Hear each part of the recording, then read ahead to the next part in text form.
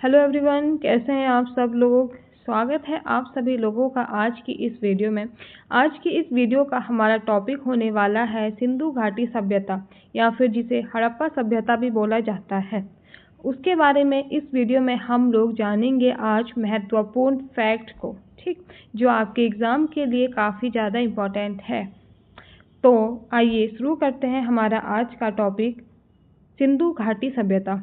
तो सिंधु घाटी सभ्यता को हड़प्पा सभ्यता भी बोला जाता है, ठीक। और बात करें इसकी तो इसका जो काल होता है 2500 ईसा पूर्व से 1750 ईसा पूर्व के बीच का माना गया है।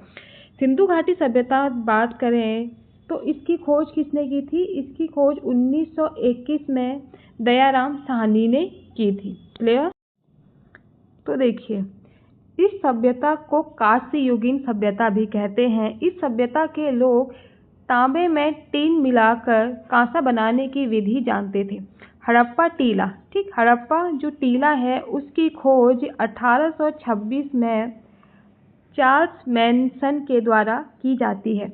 इस सभ्यता का नाम हड़प्पा सभ्यता इसलिए पड़ा क्योंकि 1921 में पाकिस्तान के पंजाब प्रांत में स्थित हड़प्पा नामक स्थल की सर्वप्रथम खोज हुई जो दयाराम साहनी ने की, ठीक। यानी कि सिंधु घाटी सभ्यता को हड़प्पा सभ्यता इसलिए बोला जाता है क्योंकि 1921 में दयाराम साहनी ने क्या किया?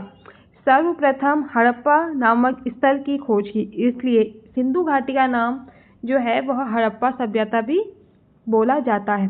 पिगत महोदय ने हड़प्पा एवं मोहनजोदड़ो को एक विस्तृत साम्राज्य की राजधानी कहा। यह जो सभ्यता है त्रिभुजाकार आकार में फैली है।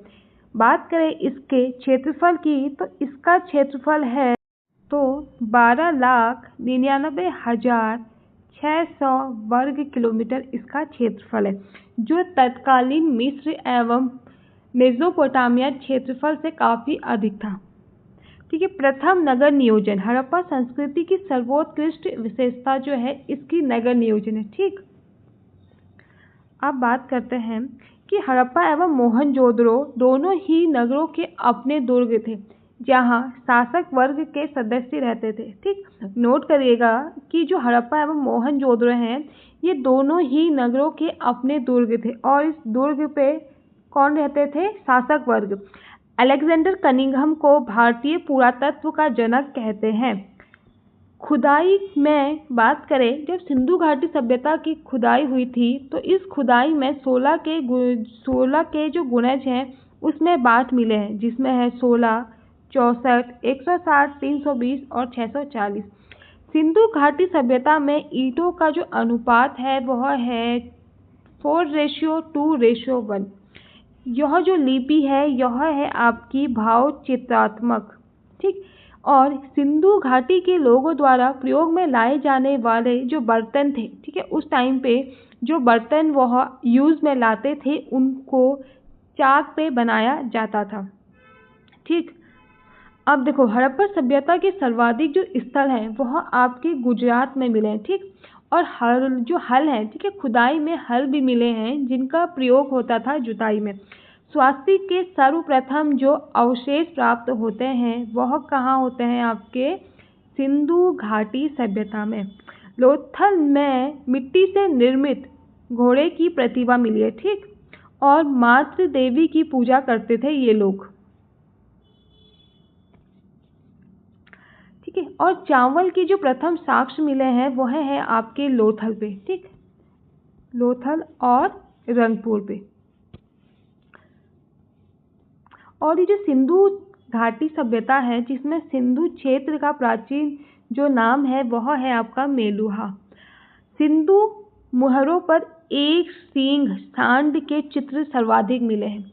और बात करें तो इनके पालतू पशु में आपको देखने को मिलेगा बैल, भैंस, भेड़, बकरी, कुत्ता, ठीक, गधा एंड हाथी। ये क्या थे? इनके पालतू जानवर थे। पर गाय के साक्ष्य देखने को नहीं मिलते, ठीक, गाय के साक्ष्य नहीं मिले हैं। अब ऋग्वेद में हड़प्पा सभ्यता को हरयूपिया बोला जाता है, ठीक। जो ऋग्वेद है उसमें हड़प्पा सभ्यता को हरयूपिया बोला गया है। मुख्य केंद्र जो है वह हड़प्पा था। वह जो हड़प्पा सभ्यता के लोग थे वह लोहे से अपरिचित थे। नाव बनाने का काम भी हड़प्पा सभ्यता में होता था। ठीक, अब देखोगे तो लोथल में, ठीक है, लोथल एक जगह है, तो लोथल में महिला व पुरुषों को एक साथ दफनाने के साक्ष्य भी मिले हैं। ठीक, तो ये जो लोथल है यह वर्तमान में गुजरात में है। ठीक, तो यहाँ पे आप देखोगे तो महिला व पुरुष को एक साथ दफनाने के साक्ष्य मिले हैं। देखिए नेक्स्ट है आपका, स्त्री की मिट्टी की मूर्ति सबसे ज़्यादा मिली है, जिससे अनुमान लगाया गया कि यह समाज मात्र सत्तात्मक रहा होगा। और मुहरों का बात करें तो मुहरों का आकार आपको बेलनाकार, वर्गाकार, आयताकार और वृत्ताकार देखने को मिलता है। ठीक, और सर्वाधिक जो मुहरें हैं वह आपकी मोहनजोदड़ो से मिली हैं। ठीक, लोथल एवं कालीबंगा से युग्म समाधियाँ मिली हैं। ठीक, अब देखते हैं कि देखो हड़प्पा में शव को दफनाने की व्यवस्था थी। ठीक, यानी कि हड़प्पा में क्या था, शव को दफनाया जाता था, और वहीं पे मोहनजोदड़ो में शव को क्या था, जलाने की प्रथा विद्यमान थी। ठीक, आपका नेक्स्ट है लोथल एवं सुरकोटदा सिंधु सभ्यता का बंदरगाह था। ठीक, एग्जाम में आ सकता है, इंपॉर्टेंट है कि जो लोथल एंड सुरकोटदा है यह सिंधु सभ्यता के बंदरगाह थे। ठीक है, बतख को पवित्र मानते थे। ठीक है, ये सिंधु घाटी सभ्यता के लोग बतख को पवित्र मानते थे और शहद का प्रयोग भी करते थे, और इस शहद का प्रयोग वे लोग मिठास के लिए करते थे। लोथल से तराजू मिला है और हड़प्पा से दर्पण प्राप्त हुए हैं। ठीक, तो ये सारी चीज़ें मैंने इसलिए रखी है क्योंकि ये एग्जाम में पूछा जाता है कि कौन सी चीज़ किस स्तर से मिली है। ठीक, तो आप इनको याद रखिए कि क्या क्या चीज़ मिले हैं और यह कहाँ से मिले हैं, यानी कि किस स्थान से ये आपको मिले, यानी कि उस टाइम पे मिले थे। तो ये आपको याद रखना है क्योंकि एग्ज़ाम के लिए इम्पोर्टेंट है और एग्ज़ाम में यहाँ से क्वेश्चन बनता है। ठीक, अब नेक्स्ट है, आप ये देखिए। ठीक, तो देखिए जो यहाँ पे क्या मिला है, एक साथ स्त्री और पुरुष को दफनाने के साक्ष्य प्राप्त हुए हैं। ठीक है, ईंटों का अनुपात जो था वह 4:2:1 में था। स्वास्तिक के सर्वप्रथम जो अवशेष मिले हैं वह हड़प्पा सभ्यता से मिले हैं। हल का प्रयोग किया जाता था किसके लिए, जुताई के लिए, और लोथल से मिट्टी से निर्मित घोड़े की प्रतिमा मिली है। और जो सिंधु घाटी सभ्यता के लोग थे यह जिस बर्तन का प्रयोग करते थे खाना बनाने के लिए या फिर अन्य चीज़ों के लिए, वह किस पे बनता था, वह चाक पे बनाया जाता था। तो दोस्तों आज की हमारी वीडियो यहीं पे समाप्त होती है। मिलते हैं आपसे एक नेक्स्ट वीडियो में एक नए टॉपिक के साथ। धन्यवाद।